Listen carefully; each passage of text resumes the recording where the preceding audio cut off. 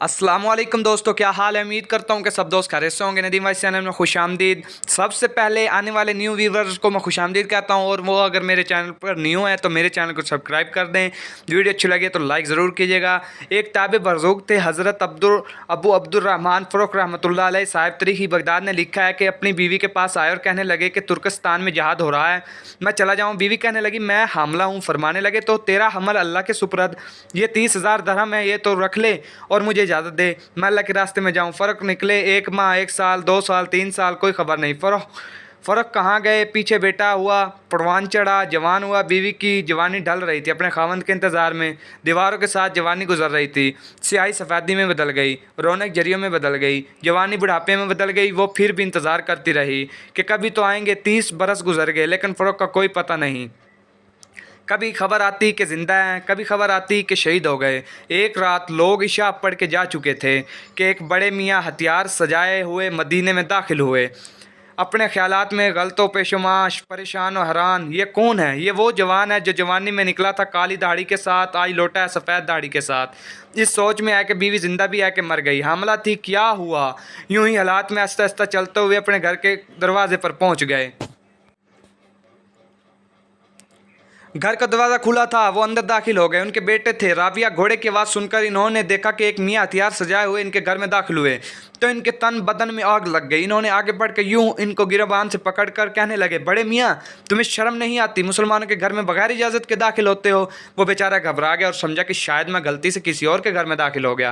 कहने लगा, बेटा माफ़ कर देना, मैं ये समझा ये मेरा घर है। तो राबिया ने एक और झटका दिया और कहा, तुम्हें शर्म भी नहीं आती, तुम झूठ बोलते हो, चलो मैं तुम्हें काजी के पास ले चलता हूँ। जब आवाज़ें बुलंद हुई तो माँ की आंख खुल गई। इन्होंने खिड़की खोल के देखा तो दिमाग में 30 बरस की रेल चलते चलते इसकी चीख निकल गई। बेटे ने घबरा के देखा, मेरी माँ को क्या हुआ। कहने लगी, राबिया।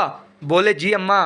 बोले, किससे लड़ रहे हो, पता है तुम्हें। राबिया कहने लगा कि नहीं। तो कहने लगी, ये तेरा बाप है, इसके पाँव में पड़ो। वो कदमों में गिर गए, पाँव चूमने लगे, माफ़ी मांगने लगे। बाप बेटा गले मिल गए। मियाँ बीवी की कहानी चलती रही। 30 बरस की फजर की अजान हो गई। बीवी से कहने लगे कि वो जो पैसे दिए थे उसका क्या किया। बीवी कहने लगी, मस्जिद में जाके देख लेना। जब मस्जिद पहुंचे तो नमाज हो गई थी। अपनी नमाज पढ़ी और रोज़ रसूल सल्लल्लाहु अलैहि वसल्लम पर दरूद शरीफ लाए। इस वक्त रोज़ा तहार मस्जिद से बाहर था। सलाम पढ़ते रहे। इतने में जो नज़र पड़ी तो मस्जिद कचाकच भरी हुई थी और एक नौजवान मसंद पर बैठा दरस दे रहा था। बिनाई कमज़ोर हो चुकी थी, पहचान ना सके कि कौन है, तो पीछे बैठ कर दरस सुनने लगे। जब दरस ख़त्म हुआ तो साथ वाले आदमी से कहने लगे, ये नौजवान कौन है। तो वो कहने लगा, चचा जान, लगता है आप मदीने के नहीं हैं।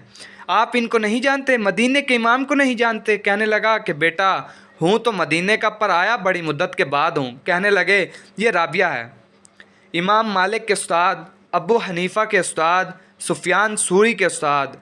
वो उनकी अकीदत में तारीफ़ करने लगा। तो कहने लगे, बेटा तूने नाम तो बताया, उसके बाप का नाम नहीं बताया। अरब में दस्तूर था कि बाप का नाम भी साथ लेते थे। तो वो कहने लगा, चचा जान, ये फ़रोख का बेटा है, इसका बाप अल्लाह के रास्ते में गया था, आज तक वापस लौट के नहीं आया। ये सुन के उनकी आंखों में आंसू आ गए। घर आए और बीवी से कहने लगे, रब तुझे सिला दे, तूने तो कमाल कर दिया।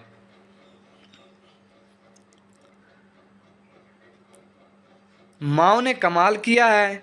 माओ, बहनों, बेटियों ने हमेशा दीन के लिए अपना किरदार पेश किया है। मज़ीद वीडियोज़ के लिए मेरा चैनल सब्सक्राइब ज़रूर कीजिएगा। शुक्रिया।